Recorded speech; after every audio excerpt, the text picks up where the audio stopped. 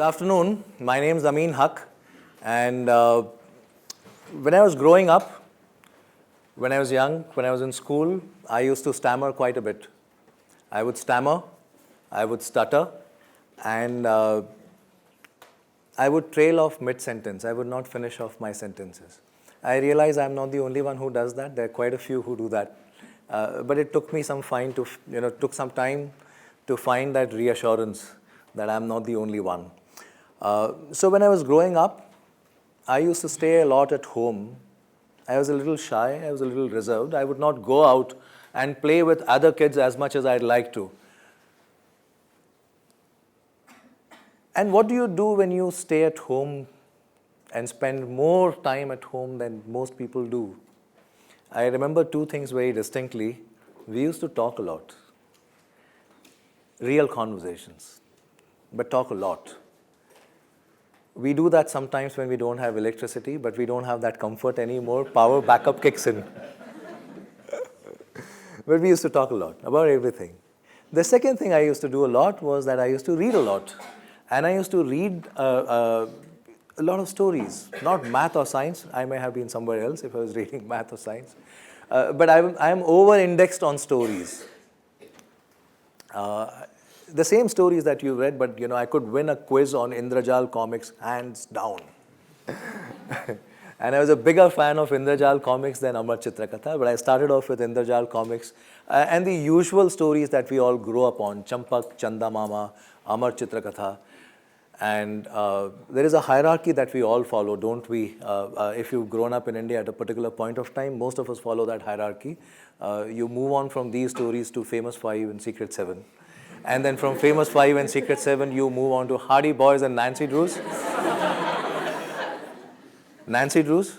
Yes. Let's clap for my friend. There are a few men who...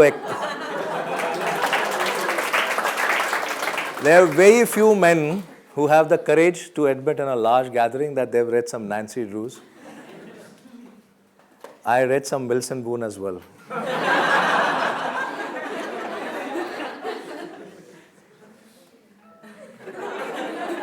Let's clap for my friend here. And I thoroughly enjoyed reading the few that I did. And then I moved on to Westerns, Louis L'Amour, the cowboy classics. And by grade 7th, I remember in grade 7th, I was in Kendra Vidyalaya. And in Kendra Vidyalaya, we had recommended reading. As part of recommended reading, now the trick with recommended reading is that it's not part of curriculum, it's not part of syllabus. Nobody is going to ask you questions in exams based on that. So as we say in Hindi, there is a phrase, "Aapki shraddha hai to padh lo," which basically means read it if you like.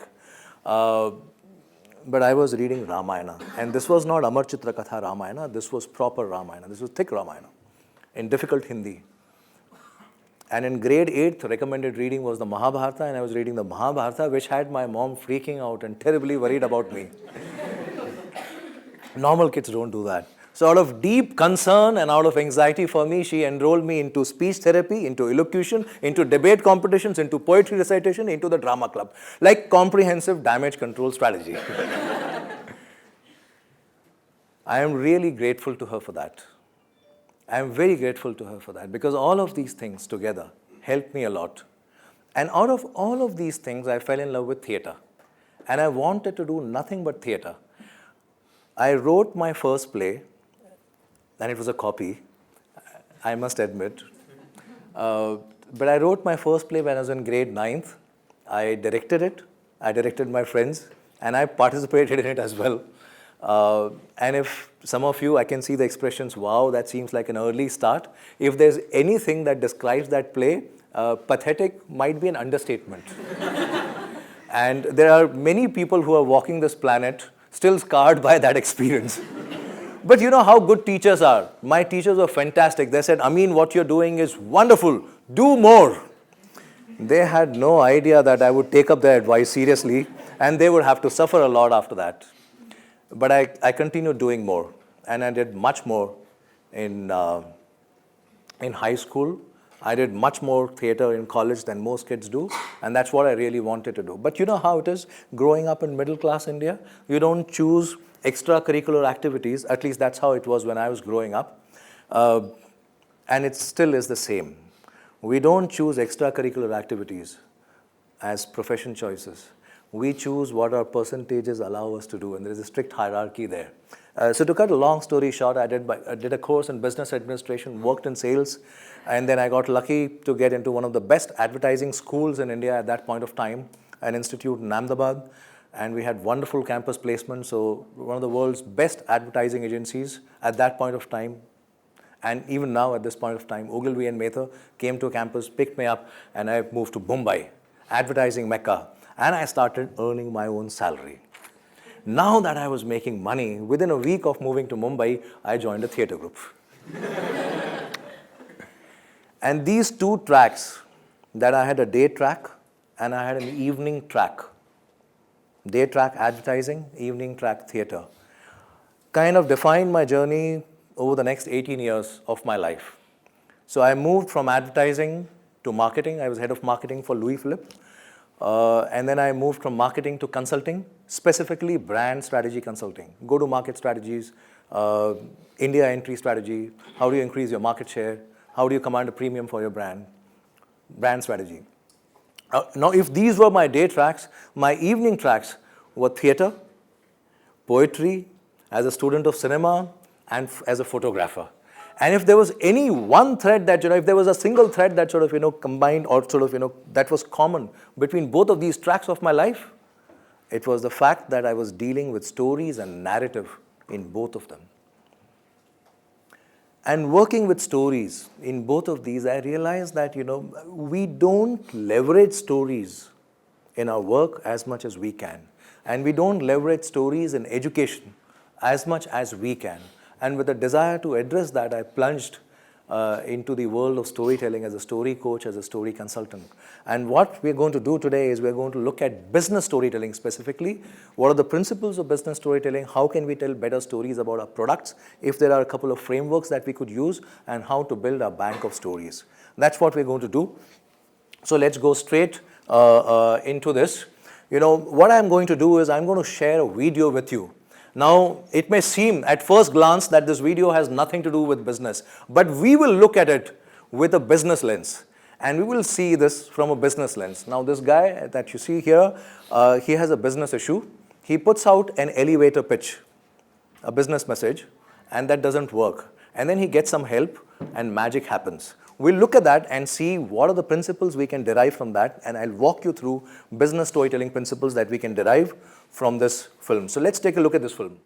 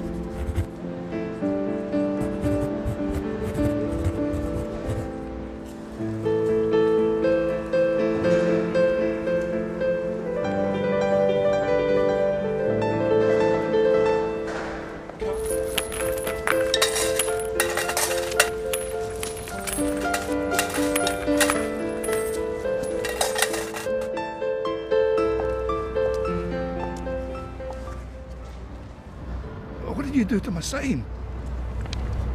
I wrote the same, but in different words. Thanks, love.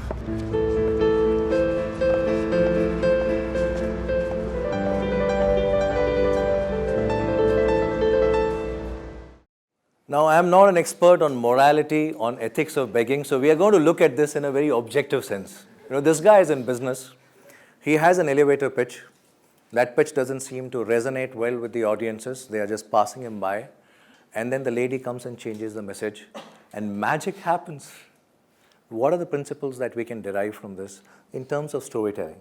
The first one is that stories speak to people's emotions. And we know this, that there are two sides to the brain, the logical side of the brain, the rational side of the brain, and the feelings and the emotional side of the brain. And there are decision scientists who've been studying a very important question that all business leaders want to understand. This is the question: how do people decide? When faced with choices, when faced with alternatives, how do we make a choice? And what swings the decision in favor of A versus B? If there are two candidates for, there are two likely candidates for the CEO position, how does the board decide, given both the candidates look equal, from Ivy School, 20 years in business, has worked in three geographies, has worked in three departments, has a wonderful track record, like to like. Now, how does the board choose between A candidate versus B? How do we choose between Colgate and Pepsodent? And how do we choose between vendor A versus vendor B? How do people decide? And decision science has revealed to us that in almost all kinds of decisions, the emotional side of the brain is predominant, and stories speak to emotions. And I'll talk about facts, and I'll talk about numbers, and I'll talk about data and how storytellers leverage that. Because, it's in this world where we have more and more data, it actually makes the roles of stories even more important, because when we are inundated with data, where we are inundated with information from all sides, it's even more important that we focus on narrative, because narrative helps us make sense of that data.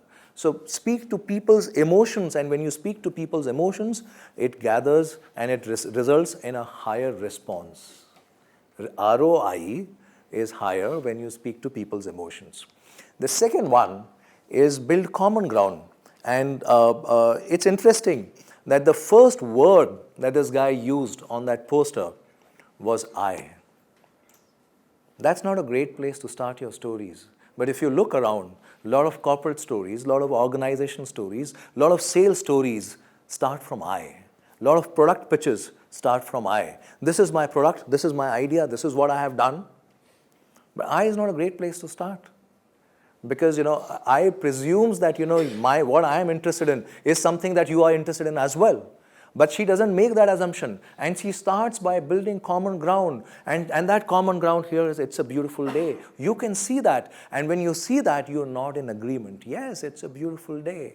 That's magical. What she is doing here is getting her audience to nod in agreement.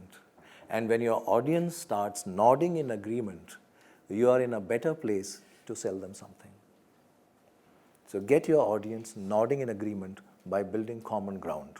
Next principle, and all storytellers use this either intuitively or consciously, is build contrast. Contrast is one of the most powerful devices in storytelling. Day and night, rich and poor, good versus bad, hero versus villain. It's in the world of contrasts that stories live, and stories evoke that world of contrast. Now, when we work with new products, what we have fertile ground for contrast, because new products operate in the realm of what is versus what can be. Now, that's a powerful contrast between what is and what can be. So don't limit yourself to the contrast of the problem and the solution, which is the typical trap that a lot of stories fall into.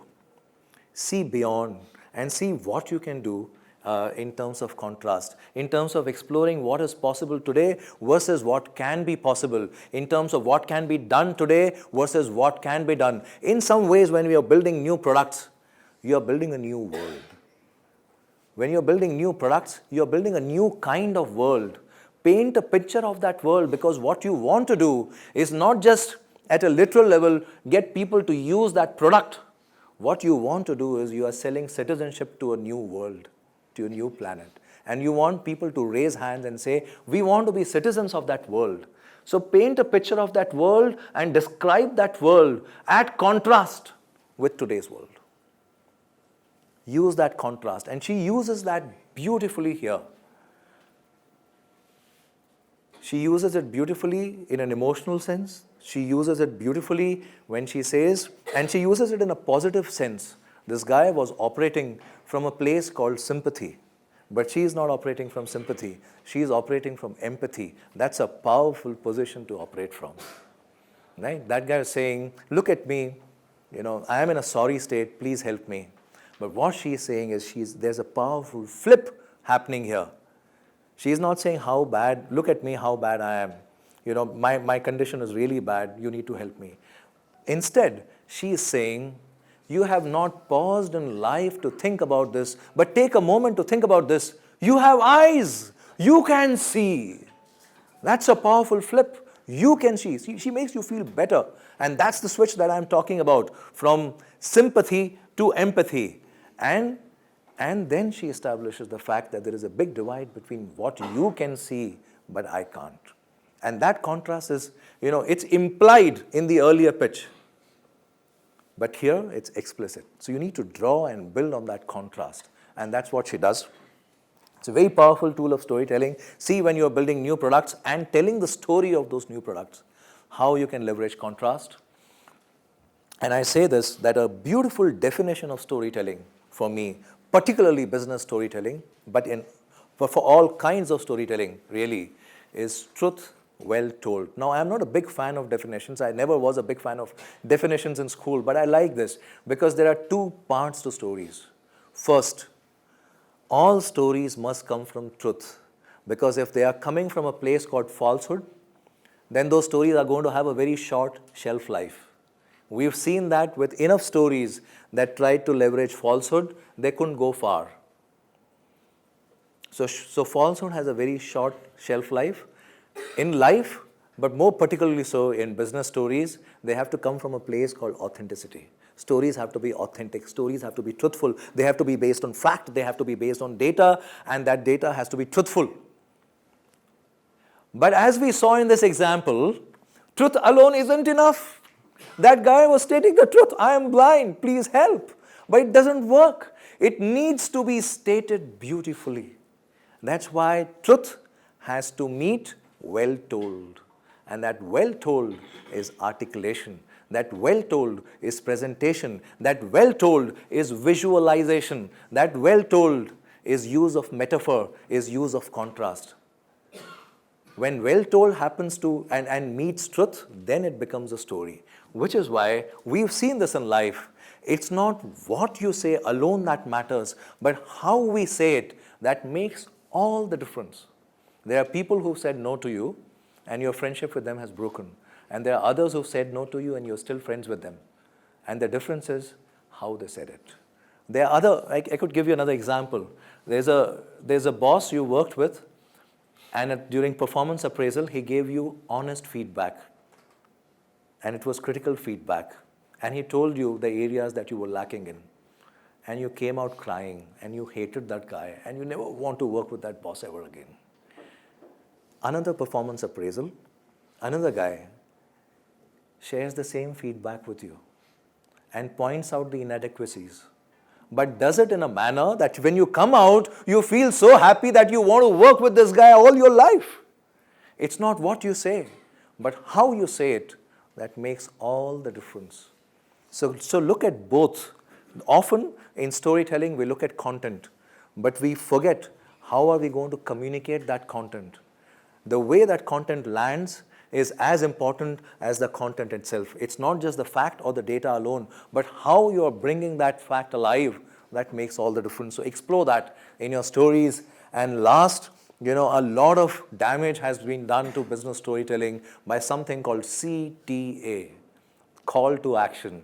And we try to close all our stories by emphasizing the call to action. But don't state the obvious. When you can see that begging bowl there, we can see that dabba there, that's the call to action. You don't need to spell it out. You don't need to tell people what needs to be done. And you don't need to say put $5 here, because you could be excluding the possibility of somebody putting $20 there.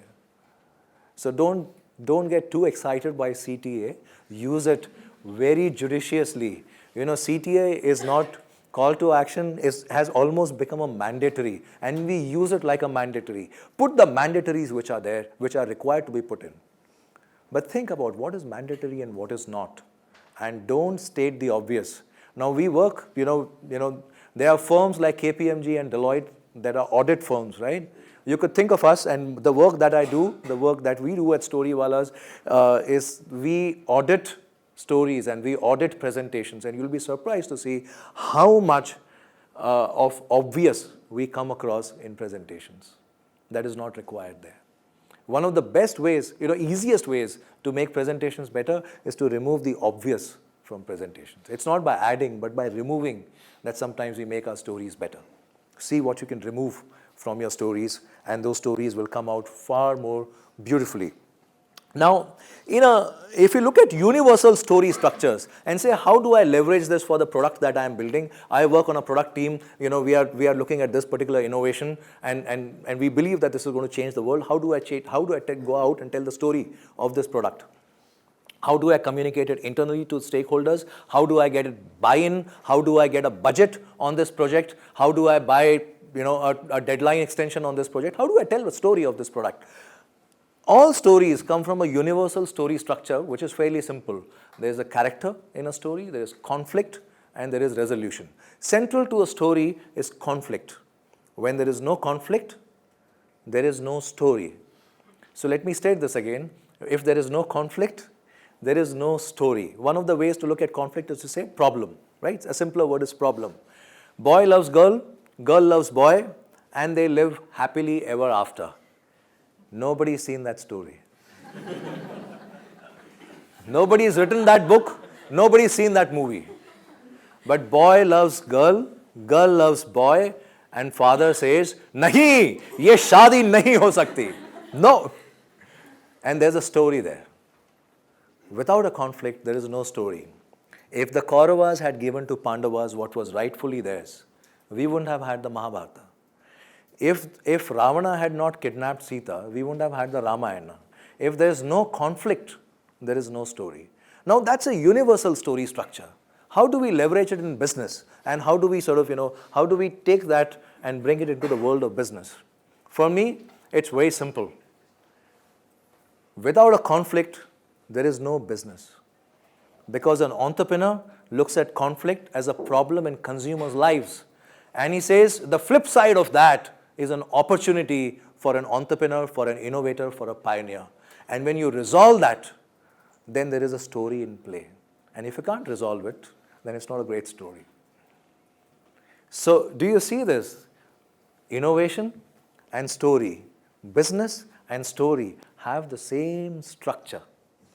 Now, keeping this at the back of your mind, let's see how, let me share with you a simple framework using which we can tell the stories of our products, any kind of product, any kind of innovation that we are building.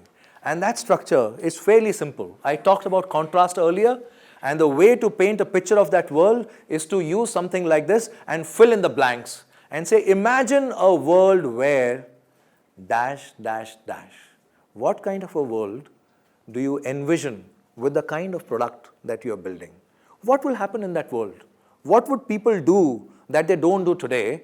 Or what can people do that they are not able to do today? What do you see in that world? Describe that world very simply. Use contrast, use metaphor, bring that world alive in a way that is inspiring so that people raise their hand and say, I want to be a citizen of that world. Let me give an example from a non-tech perspective.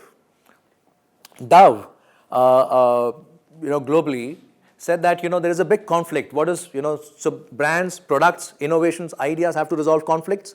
Dove said, hey, there's a big conflict. Every morning, millions of women around the world wake up, and when they look at themselves in the mirror, they are not happy with what they see.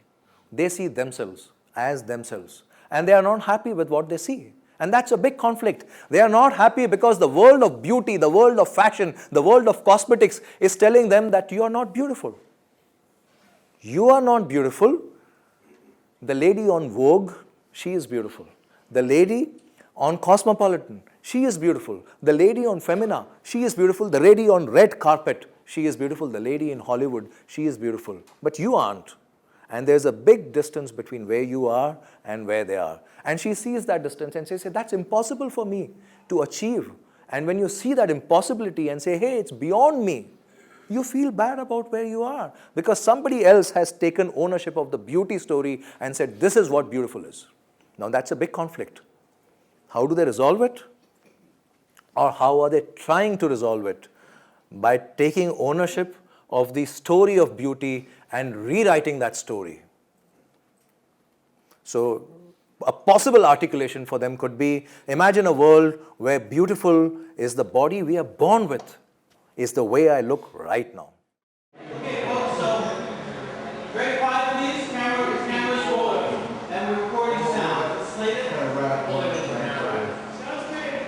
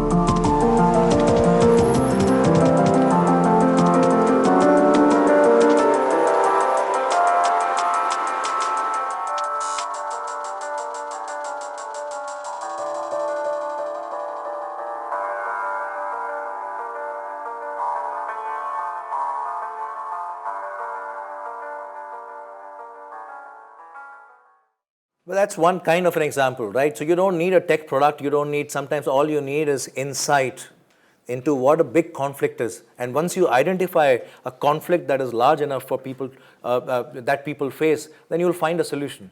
And that solution can be a product, can be communication, that solution can be a service. There are many kinds of solutions that are possible, right? But then you have to tell the story of that product for people to want to be citizens of that world. And you have to tell that story again and again. And you have to tell that story and pitch that story to various stakeholders and contextualize it to them over a period of time. And you have to refresh that story as well. Now that story can work. You know, this framework is a beautiful framework. Imagine a world where it works for all kinds of products. So to give you an example from a very different kind of a world, you are familiar with the game Scrabble, right? It's a game that helps you build vocabulary. Now that's really simple, right? You know, imagine a world where people had richer vocabularies. Now that's a big conflict in life. Our vocabularies are shrinking. And I go back to the principles of business storytelling. There's truth and there is well told. To be able to articulate something well, remember it's not just what you say but how you say it. We need richer vocabularies. That's the tool that storytellers work with. Look around you. Leaders, business leaders have richer vocabularies than followers. Political leaders have richer vocabularies than followers. Spiritual leaders have richer vocabulary than followers. There's a straight correlation, a simple correlation. If you want to be a good storyteller, build your vocabulary. Build your verbal vocabulary, language vocabulary, visual vocabulary, oral vocabulary. Build your vocabulary, right? Now imagine a world where people had richer vocabularies. You know, vocabularies are shrinking. Today if you ask a kid, hey, how was that birthday party that you went to? Awesome. Hey, you went and saw that film, Jungle Book, how was that? Awesome. Hey, you had a sleepover, how was that? Awesome. Hey, you went to McDonald's, had French fries and a burger, how was that? Awesome. One day you'll fall in love. One day you'll hold somebody's hand, you will see the sun go down, you will see thousands of shades of orange. You will kiss someone, you will make love to someone. What will you come back and say? Awesome. You used that word for French fries.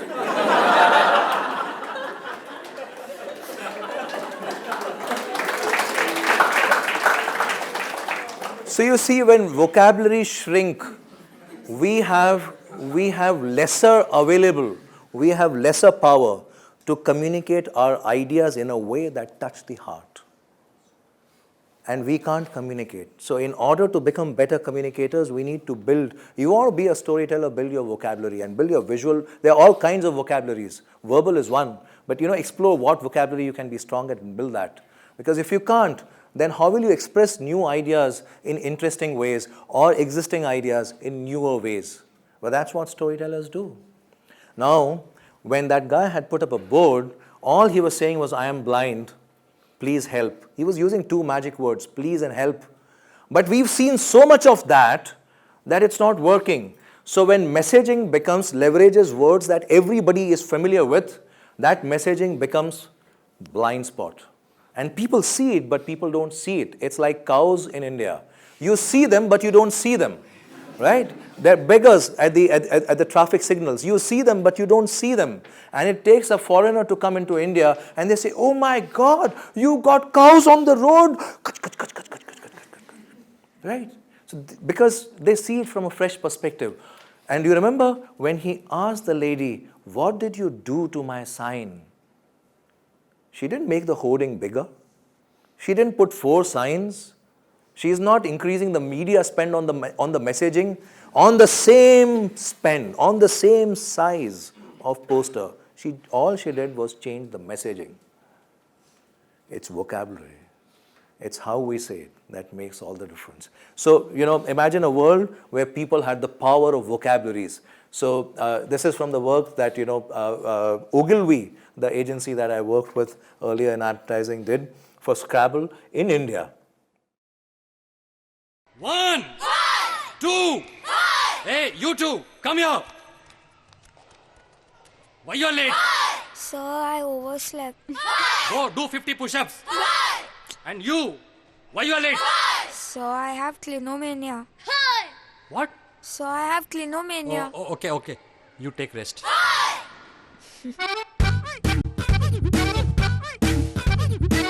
Play Scrabble, learn more words. Build vocabulary. Better storyteller. That's a powerful framework. It can be used for world-changing ideas, for big conflicts like the conflict women face in the world today, smaller conflicts in a humorous tone. It can also be used for technology products.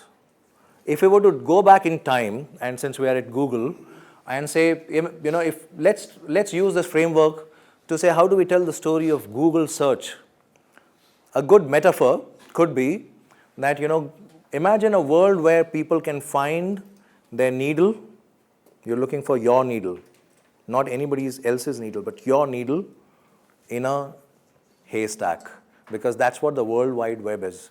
And the World Wide Web is full of search results, but our algorithm makes it easy for you to find your needle, which is based on relevance, which is based on this, which is based on that, Simple metaphor, right? Complex algorithm, simple story. Imagine a world where everybody can find their needle in a haystack. So see how you can use a framework like that to tell the story of the product that you are building, that Google is building today, and it's building different kinds of products and solving different kinds of conflicts. Yesterday, it was solving the conflict of finding the needle in the haystack. Today, it's finding newer conflicts to resolve, and newer stories have to be told about those conflicts. Explore that. Now, business storytelling is not just for products. It's not just for it's to be and can be used in all kinds of contexts, including leadership.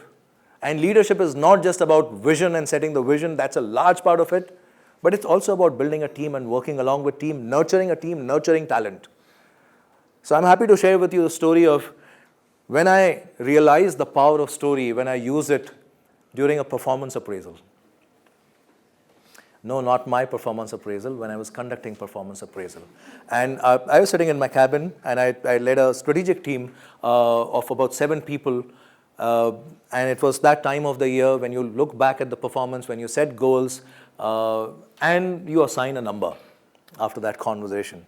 And one by one, each member of my team were coming, and we were having that conversation. Now it was time for the best performer in the team to come in. The best performer in the team truly deserved this, a very good raise, because he had done the equivalent of filing a patent. A lot of people don't file patents, and converting that into a business. Well, most of the patents are not converted into businesses. He'd done the equivalent of both. In advertising terms, think of it as award-winning advertising that critics love. But most award-winning advertising doesn't sell products. But this, products were flying off shelves like hot cakes, right? He'd done the equivalent of both. One of the best performers, not just in my team, but in the entire office, and for that year in the industry as well. And it was time for his performance appraisal, and he swaggers into my room, collar is raised, pulls the chair, and sinks into it, hands raised behind his head, looks into my eyes, a cocky look. And when I look at him, it reminds me of a story. So I sit him down, and sometimes bosses have to practice what is called tough love, and I tell him a story. Now that story is from the year 1989, when two wonderful cricketers made their debut for India. One of them retired recently as the god of cricket. The other one, nobody remembers when he retired. His name is, of course, what you said, Vinod Kambli. Now, for those who love cricket and who know, and there are many in India, you would know this, that 1989, 1990, 1991, 1992, 1993, for 5 years, who had the higher batting average? Vinod Kambli, match after match, in all formats of the game and in all kinds of games, he was scoring more than Tendulkar consistently. That's how you get a higher batting average. And if you go back and listen to commentary and experts and what they used to say, you know, this guy Kambli had a finer batting technique, he had finer shot selection and a wider range of shots. But he had one problem.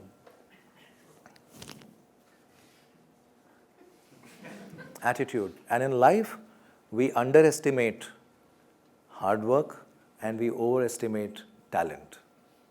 But we underestimate hard work. And I could see a story unfolding here. There was talent here, batting average was high, but it came with something else. And I got reminded of that story, so I shared that story with him. And I added some more bits to it, and I said, you know what, after many years, after this, after 10 years later, there was a guy who grew up watching Tendulkar play, and he made his debut for India. And his name is Virender Sehwag. And he went on to do what Tendulkar always dreamt of but could never do. Not once, but twice. Which is why he's called Sultan of Multan. He scored those triple centuries not in India, but in conditions which are difficult, which are tailored for bowlers. And Tendulkar always dreamt of that, but he could never. But what? And then, Yuvraj did something that Tendulkar always wanted to do but could never achieve, right? 6 sixes. But if there was one thing that sets apart Tendulkar from all the players, it was his hunger for the game. It was his passion for the game. And the fact that many years later, when he was considered the god of cricket and he had nothing to prove, even then, he would go to the nets half an hour before everybody else. He would put in much more hard work. And good stories like this happen when talent meets hard work. I told that story to my friend, to my colleague who was working with me, and 7 years have passed since then. And in 7 years, people who used to report to you, you have a different relationship with them 7 years later. They become your contemporaries, they become friends. I have moved on, I do my own thing, he does his own thing. But I am happy to report to you that he continues to be a Tendulkar. And there are many reasons for that. First is his own innate talent. Second, you got to be at the right place at the right time. But he still credits that conversation as a life-changing moment. And he says that, I have now combined a work ethic with my talent, and that makes all the difference. So where can we apply stories? And where, in all walks of life. When we say business, business is not just about pitching. It's not just about fundraising. It's not just about telling the story of a product. Business is also nurturing talent. Business is also building a team. Business is also setting a vision. And we under-leverage stories and storytelling in all walks of life when we don't use stories like this, and we don't tell stories where we can. So when you go out from here and say, how do I build a bank of my own stories? That's something that we should all aim for, right? How can I build a bank of my own stories that I can use for various situations, for various contexts? There are 3 sources really that you can look into, using which you can build your bank of stories. The first one is your own life. Reflect on your own life, on your own journeys. And your life is rich with stories. So if I could give you a couple of cues when you look back at your life, because we must, and we must reflect on our lives. Leaders are reflective practitioners. They reflect on their lives, they reflect on their journeys, on their strengths, on their weaknesses, and they draw lessons from there. So reflect on your lives. Ask yourself a question. What is the proudest moment of my life? Go back to that and see what made that happen. And there is something there. Look at that. But also ask yourself the question, what is the biggest failure in your life? And we've all failed at something or the other, spectacularly. And what is the lesson we can derive from there? And that's a story. And you would say, hey, why would I share that story with anyone? But look around, and leaders don't hesitate to share failure stories. In fact, leaders share failure stories. Because if you don't share your failure story in a business, if you don't, at Google, if you don't learn from our failure stories, those failures will repeat themselves. So I say this, that if failure stories don't go viral, failures go viral. It's better that stories go viral, and we can all learn from those stories so that failures don't repeat. So, your own life is a rich source of story. The second is, there are stories in your organization.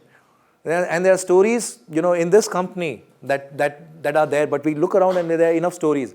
Stories of products that have succeeded like anything. Stories of projects that were abandoned. What can we learn from those stories? They are better stories sometimes to look at and learn from. Stories of projects that could not see day of light. Stories of projects that didn't go as planned. They were not abandoned. They were launched into the market but didn't work. What can we learn from a customer? What can we learn from a project that worked beautifully? For every project, actually, we can break into milestones, and we must have those meetings after the project is complete to look at those 3 or 4 milestones and say, what are the stories we can learn? And then look at life all around you, because life all around you, we are swimming and breathing stories. Like I used the story from sport. It's all around us. Or a story from mythology. Or we can learn from other people's stories. So these are the 3 sources of stories. Reflect on your journey, reflect on your stories, and see which story you can tell and build into your bank of stories. And I say this, that the best stories come to you when you listen. Great storytellers are not just great orators. They are not just people with great vocabularies. You become a good storyteller when you listen. Because when you listen, you will get your stories. On that note, I am happy to share a story with you. That many years ago, when television was a new idea, there was this guy who used to go from place to place selling TVs. And he would go to this, to a place that had not heard of television, and he would sell the concept called TV to them. One day, he reached a village where he saw a strange sight. He saw that, every evening, people gather around a fire in the evening after they come back from work, and they share stories with each other.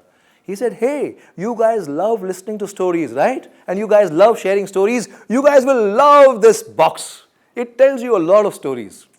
Everybody loved that idea, and every house in that village bought a TV. It was his best sale in months so far.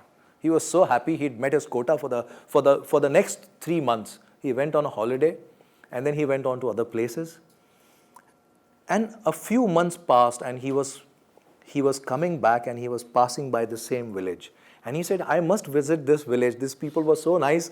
They bought so many TVs. I met my sales target for 3 months. So he stopped by to pay them a visit. But he was met with a strange sight. He saw all the TVs lying stacked one on top of the other, gathering dust. He said, let me wait here and figure out what's happening. So he waited in the village. In the evening, everybody came back from work. And as usual, they gathered around a fire and started telling stories to each other. And he went at that point of time and said, hey, what happened? Remember me? You bought all those TVs. Why are they gathering dust? And the village elder spoke, and he said, Beta, initially these boxes, they were wonderful. They told us a lot of stories from here and there, from places near and far, and stories of places and things that we had never visited before. And it was wonderful. But there's one big problem. It doesn't listen to our stories. And a lot of communication has become like that today, where people are just full of their stories and they want to tell their stories, but we have no time to listen to other people's stories. But great leaders, great marketers, and innovators are able to lead, market, and innovate because they listen to people's stories. Not just business leaders, but also political leaders. That's how we solve problems, and that's how conflicts are resolved in the world. Not just by telling stories, but by listening to other people's stories. So see what stories you can listen to and how they lead you to your ideas. And then once you build that idea into a product, see how you can go and tell the story of that product. On that note, I'll end with a story, and then we'll open up for questions if you have any. A long time ago, there was an old man. This old man had a long, white, flowing beard, and he had a nice, interesting jacket with wonderful designs and lots of pockets. And wherever the old man went, people would call out to him, reach out to him and say, hey, hey, hey, old man, why don't you come and spend some time with us? Everybody loved the old man. They said, hey, old man, come and spend some time with us. Have some tea and cake with us. Have some wine and cheese with us. Everybody loved the old guy. At the same time in the world, there was a lady. Wherever she went, people shut their doors and windows. Nobody liked the lady. The lady was very upset. She goes to the old man and says, why is it that wherever you go, you are welcome, but I am turned away? Who are you? The old man, he just shrugged his shoulders. He smiled and said, I am Story. Who are you? And she said, I am Truth. So you see, nobody likes the truth. But she said, oh, I'm going to make it easier for people. So she removed her clothes, and she hoped that people would now welcome her, but nobody likes the naked truth. But the old man had the wisdom to know that the world needs the truth. So he spoke to her and he said, lady, why don't you come along with me? There's much more hospitality than I need for myself. There's much more wine and cheese that I need for myself. There's much more tea and cake than I need for myself. I can share with you. Why don't you come along with me? And that's exactly what Truth did. Truth jumped into Story's pocket. And from that day, my friends, it is said that wherever Story goes, you can find truth. Data.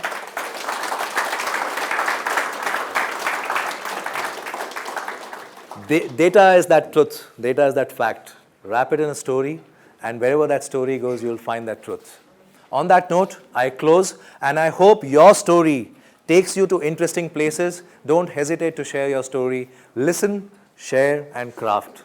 And may your story take you to wonderful places, because like Ira Glass said, wonderful stories happen to people who tell them well.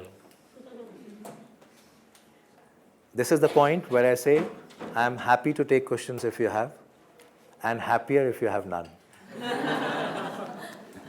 Open house. Yes, sir. You spoke about share stories of failure. Can you just tell a story about one of your failures? I have lots of them. But and there are many failures that we've all had.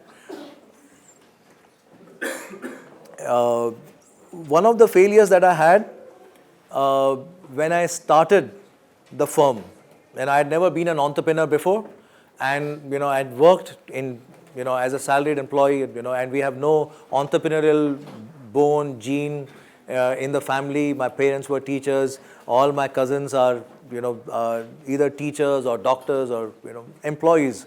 And when I started off, I really didn't know how to build that business. And I started Storywallahs. I decided that I'll work from office, so I had an office space. And all I used to do was go to office and sit and operate from there.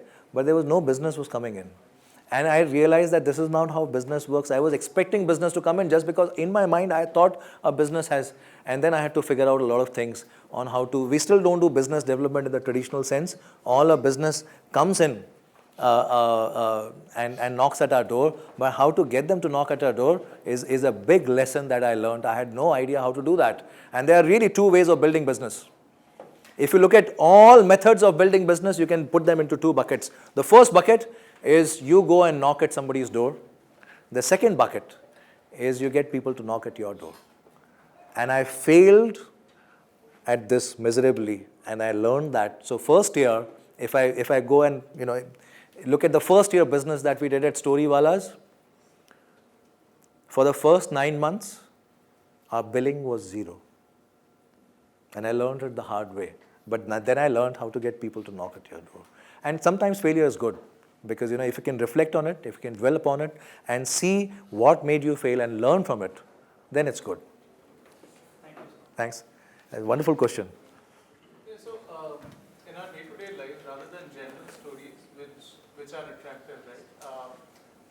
Our stories need to be a little bit more precise to the audience, which is generally from someone trying to get an approval. Most of the time, those are the stories you want to tell.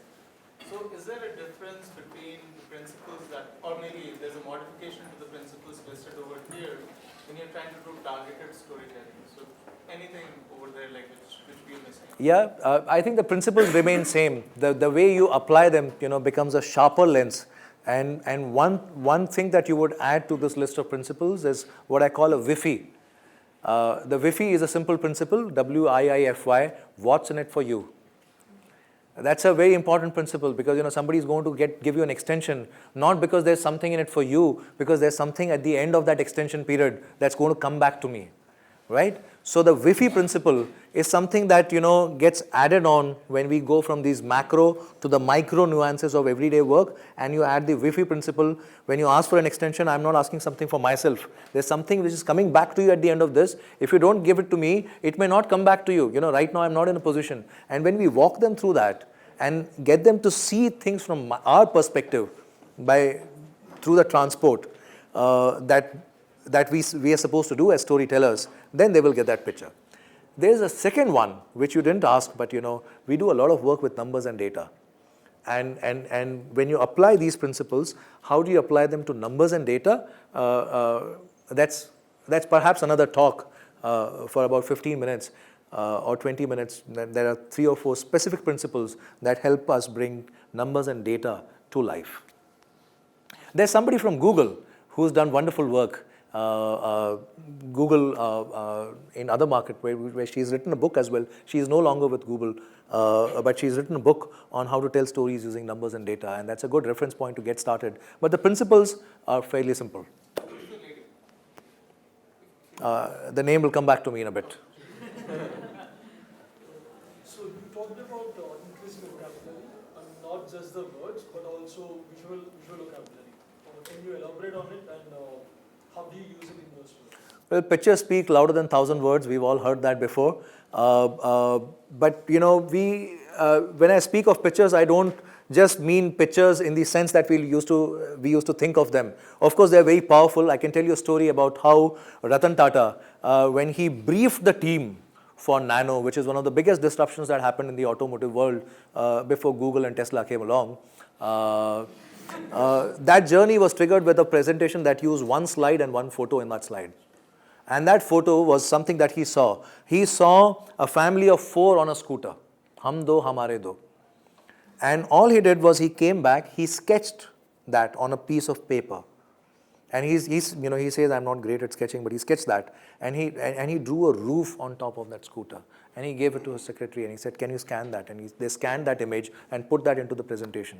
The Nano wasn't called the Nano. Nano wasn't born. It wasn't even conceived of. He put that photograph on the slide and called the top management deck. CFO, head of manufacturing, head of marketing, head of design. And with that one slide, he explained the target audience for whom they were building a product.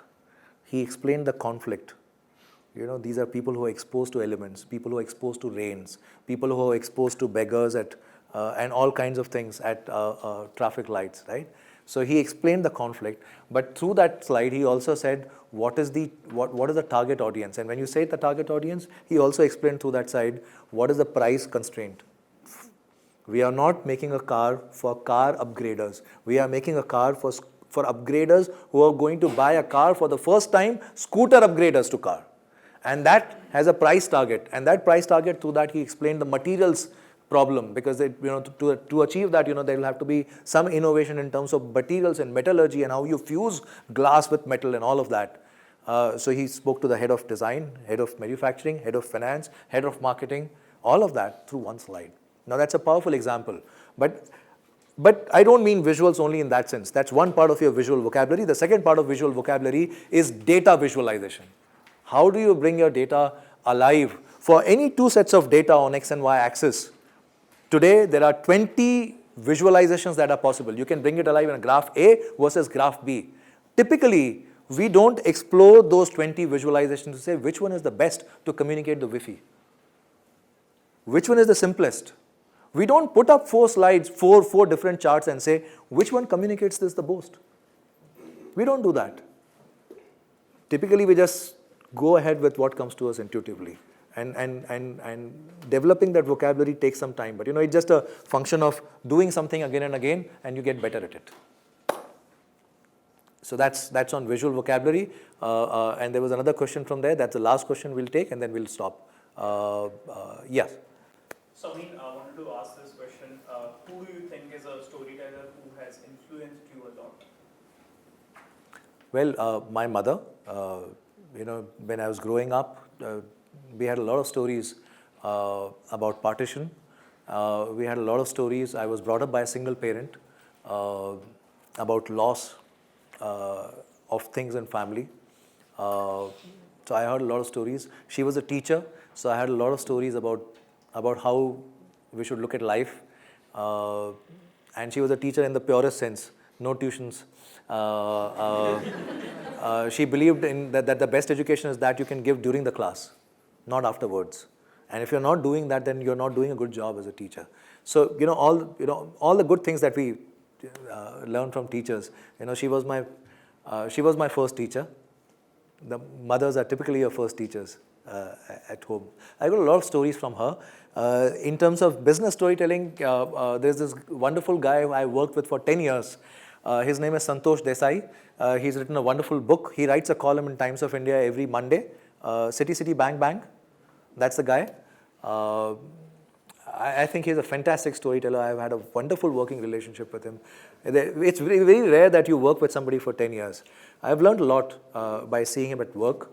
Narayan Murthy is a wonderful storyteller, and I'll tell you why. To me, great stories are truth well told.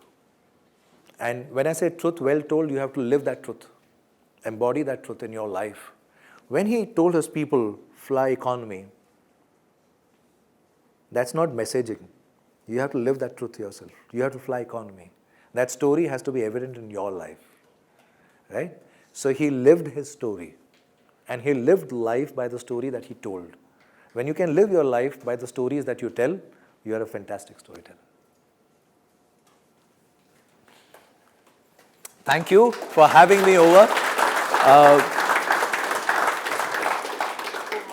Eventually, time runs out for everything, including life. But that doesn't mean that, questions have to end here. That's my email ID. I'd love to hear from you. If you have more questions, send them in, and I usually respond to mail within 48 hours. Have a nice evening ahead.